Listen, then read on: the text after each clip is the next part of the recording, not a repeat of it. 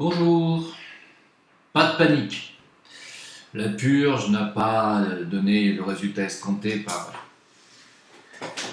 les gens de bonne volonté qui habitent les banlieues. Non, alors d'après ce que nous dit Castaner, je vais vous le lire d'ailleurs, c'est 116 interpellations après des débordements, largement inférieurs aux années précédentes. Ah, c'est largement inférieur, c'est un peu décevant presque on dirait. C'est bizarre, c'est un peu inférieur quand même, c'est pas ce qu'on attendait quoi, tu vois. Enfin il a quand même dit, il a quand même fallu 15 000 forces de l'ordre. Les dégâts sont donc largement inférieurs à ce que nous avons connu les années précédentes, mais même s'ils restent totalement anormaux et scandaleux, nous dit-il. Enfin là c'était différent parce qu'il y avait une purge qui appelait à tuer des policiers quand même. Hein. Bon, même si c'était une blague, c'est une blague de très très bon goût. Et le mec, bien entendu, a été relâché, il n'y a pas de problème. Il a fait juste un peu de garde à vue, puis on lui a dit tu recommences pas, hein. Puis si tu prends un faux revolver à grenaille pour menacer tes professeurs, c'est pas bien. Et puis si tu voles un camion de pompiers en plein exercice, c'est mal. Tu auras... Attention, on va te mettre des heures de colle. Comme ils vont pas à l'école, évidemment, ça leur pose pas vraiment de problème.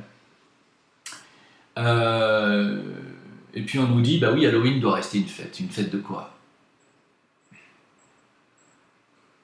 Une fête commerciale qui enrichit qui? Pour quelle raison? Bon, le but est de promouvoir finalement quelque part un peu la mort. Hein.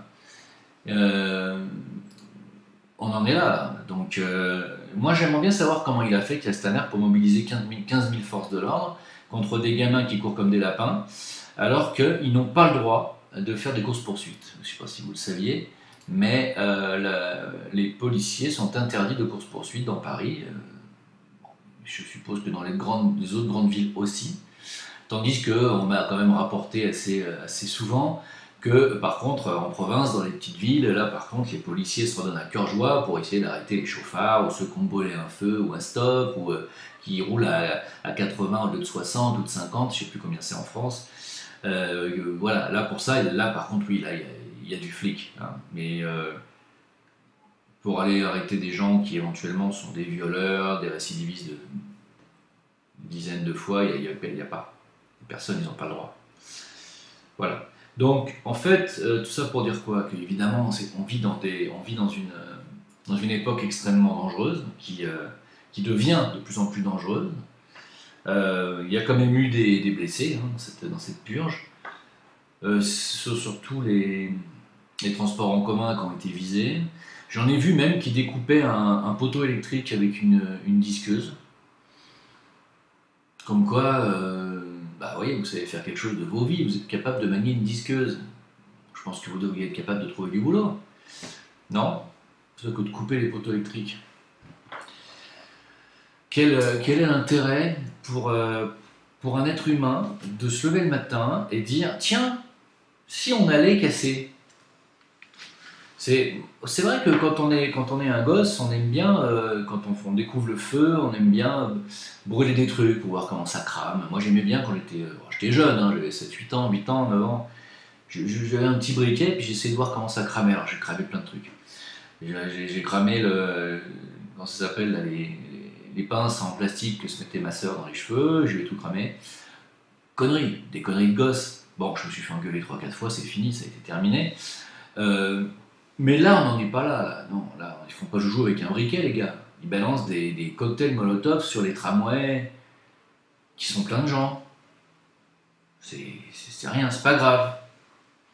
C'est juste, on est dans une époque extrêmement dangereuse. Alors, tous ceux qui vont répondre, et c'est pour ça que j'ai fait cette vidéo, tous ceux qui vont nous dire, encore une fois, c'est pour ça qu'il faut qu'on s'arme, évidemment, ça se défend sur le terrain, j'ai envie de dire. Mais si on vous donne le droit de vous armer, vous vous doutez bien que les racailles, là, ils vont faire pareil, c'est déjà le cas d'ailleurs. Et comment on va faire pour dissocier les racailles des gens de bonne volonté qui sont armés? Parce que si vous êtes armé, c'est pas pour faire un joli ou pour tirer en l'air, c'est pour tuer des gens, je me répète encore une fois. Qui aura le réflexe de tirer là où il faut pour juste neutraliser la personne, c'est-à-dire dans la jambe ou éventuellement dans le bras? Personne, vous allez tirer dans le buste. Voilà. Or, ça reste quand même malgré tout un meurtre. même si c'est une légitime défense. Donc, s'armer, il faut voir jusqu'à quoi, jusqu'à quand, jusqu'où. Hein, s'armer avec des armes blanches, non. Avec des armes létales, non. Alors avec des armes neutralisantes, il y en a aujourd'hui. Des tasers, des matraques électriques. Oui, là oui, parce que ça neutralise. Ça permet même d'arrêter les coupables et d'attendre les flics en attendant qu'ils viennent les ramasser. De toute façon, les mecs se font mettre dehors dans la journée. Donc, le problème, vous rendez bien compte aujourd'hui que on est à l'aboutissement là, avec cette purge de 40 ans de politique totalement laxiste, de gauche, hein, c'est une politique mitterrandienne qui est toujours en activité en fait, en réalité, hein. Et on est à la conséquence de ce désastre, de cette immigration de masse, car ceux qui ne veulent pas le dire sont des lâches. Parmi les populations qui sont là, chez les gens qui pratiquent la purge, c'est une majorité de gens qui viennent d'Afrique, du Nord et du Sud. Et je ne suis pas le seul à le dire. Bon. Donc, c'est la conséquence de cette vague, de cette politique immigrationniste depuis 40 ans.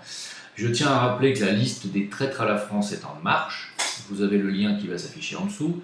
On a déjà mis pas mal de noms, pas mal avec les raisons qui correspondent. En tête de liste arrive à peu près à l'unanimité Giscard. Alors vous allez me dire, ah bon, tiens, pourquoi Giscard? Bah si. Parce que Giscard est responsable de la loi 73 qui endette la France, qui aujourd'hui fait qu'on est à 100% du PIB d'endettement, et qu'on n'arrive pas à payer les intérêts.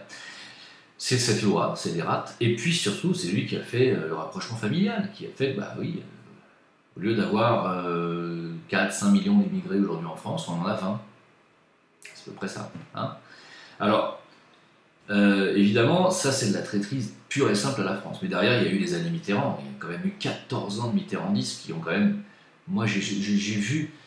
Il y a des gens qui me disent, j'ai regardé des vidéos des années 80, c'est vrai que par rapport à aujourd'hui, et surtout par rapport aux années 2000, ça s'est considérablement augmenté. Mais c'est parce que vous êtes né en 80. Moi, je suis né dans les années 60. Je peux vous garantir que c'est à partir de Mitterrand que ça s'est fortement dégradé dans les cités et dans les banlieues, fortement. C'est depuis les années Mitterrand. Alors certes, il y avait eu le regroupement familial avant, on avait commencé à construire les grands ensembles à la Courneuve, etc., les 4000, etc., les grands ensembles, les grandes barres d'HLM, où on avait parqué justement les immigrés qui venaient du Maghreb entre eux, ce qui, bien entendu, avait formé des ghettos, ça c'était inévitable. Ensuite, on a détruit ces grands ensembles pour en construire d'autres, en réalité. Et on n'a jamais réellement, même pas du tout, fait de politique d'intégration. Donc voilà, aujourd'hui on en est. On en est que, en fait, le résultat est exactement le même, multiplié par 10. C'est-à-dire que déjà dans les années 80, c'était déjà pas intégré, ces populations-là. Bah, aujourd'hui, ils ne le sont toujours pas, 40 ans après.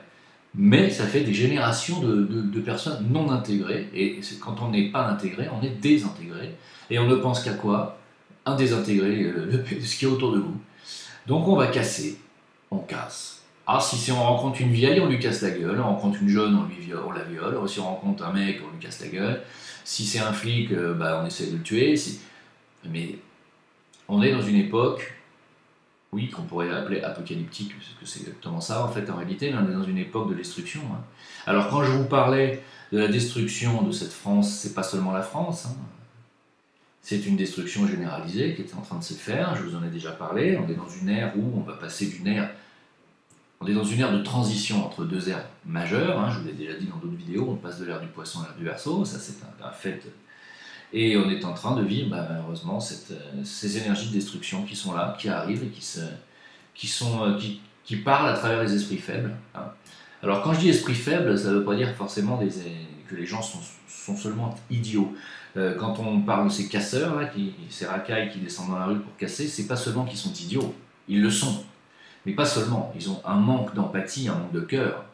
Parce que si ces gens-là avaient un cœur, ils ne feraient pas ça. Ils seraient simplement idiots, ils seraient inadaptés, ils essaieraient, comme tout le monde, de trouver du boulot et essayer de s'améliorer. Ils n'ont pas de cœur, donc ils ne se remettent pas en question à ce niveau-là, et donc ce qu'ils font, quelqu'un qui n'a pas de cœur, c'est quelqu'un qui a des potentialités de destruction. Tout simplement. Quelqu'un qui a du cœur a des potentialités constructives. Et on est face à des personnes qui sont dépourvues totalement de qualité d'âme, qui n'ont pas de cœur, et c'est un grand problème. C'est un grand problème parce que, alors c'est des gamins, hein. Moi j'ai pas vu de grands rassemblements, des grandes masses, des dizaines de milliers de racailles dans les rues. J'ai vu quelques petits groupes éparses qui courent comme des lapins et qui, dès qu'ils vont se faire gauler, vont crier maman, hein. Par contre, en parlant de maman, je me demande ce que foutent les parents. Ça fait partie d'un grand mystère pour moi. Que font les parents de ces gamins dans ces banlieues? Qu'est-ce qu'ils foutent?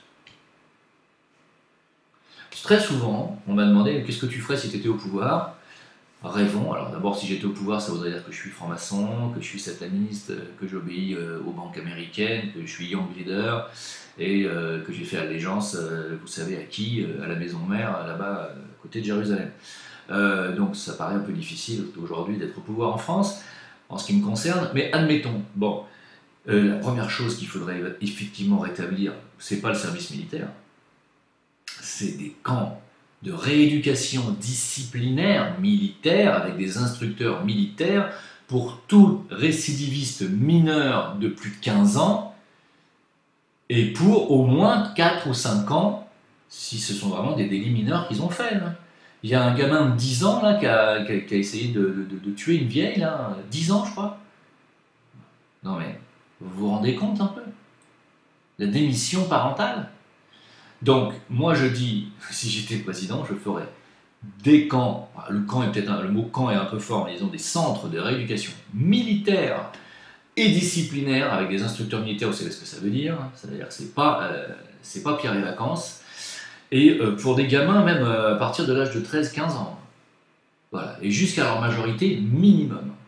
Avec ensuite derrière une période de service national pour rendre à la nation tout ce qu'ils ont fait. Et les centres rééducatifs militaires doivent être pris sur les allocations des parents. Voilà. C'est exactement ce que je ferais. Au lieu de leur supprimer des allocs, je leur en prendrais une partie pour payer des instructeurs militaires. Voilà ce que je ferais. Aujourd'hui, on est dans une situation où on me dit, mais attends, mais quelle solution tu as? Mais je vous assure, il n'y a pas de solution. Il n'y a pas de solution, comment dire, tiède. C'est-à-dire, c'est pas, bon, on va faire ce qu'on peut. Non, non, aujourd'hui, on est dans une situation où il va falloir remettre de l'ordre. Si on y arrive avant que tout s'écroule, il va falloir remettre de l'ordre, mais de manière extrêmement sévère. Hein.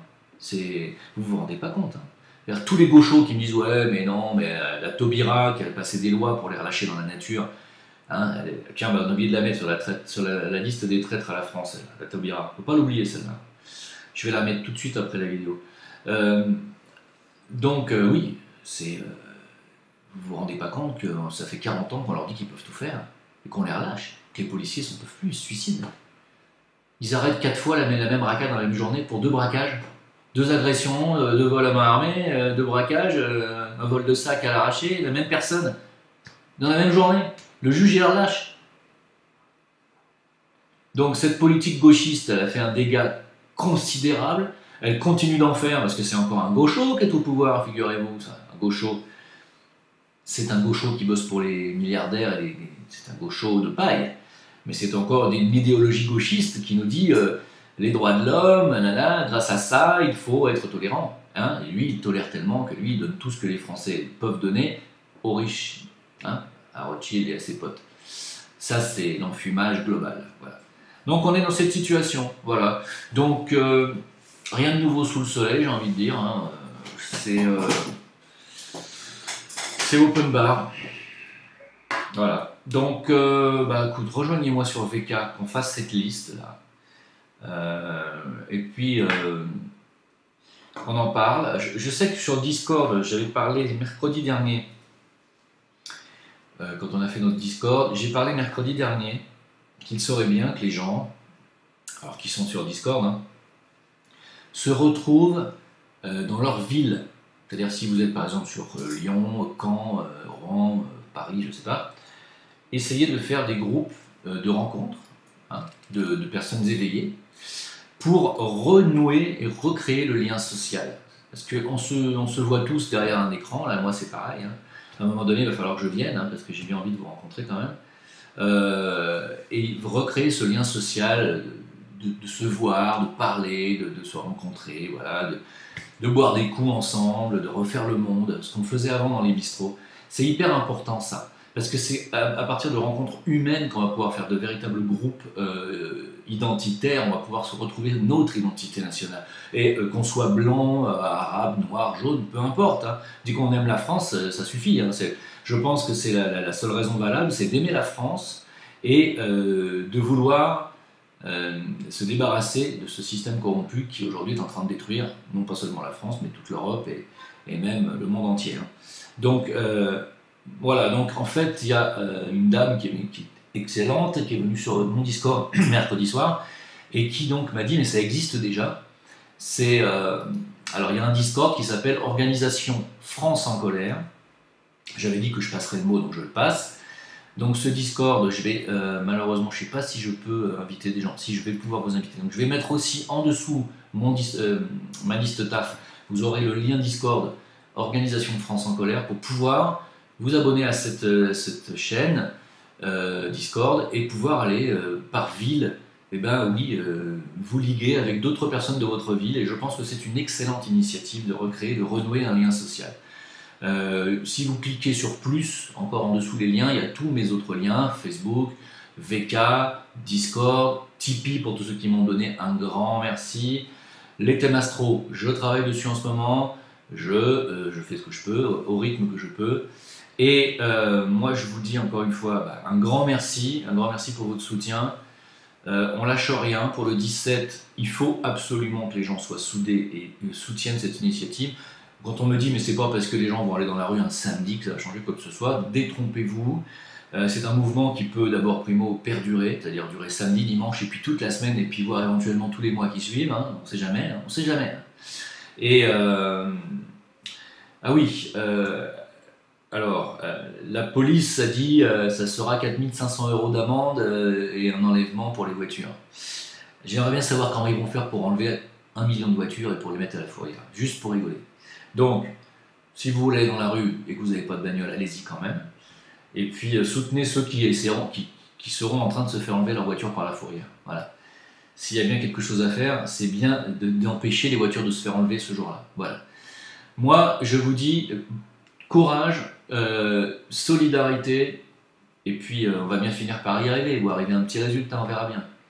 Merci beaucoup en tout cas de m'avoir écouté. À bientôt. Au revoir.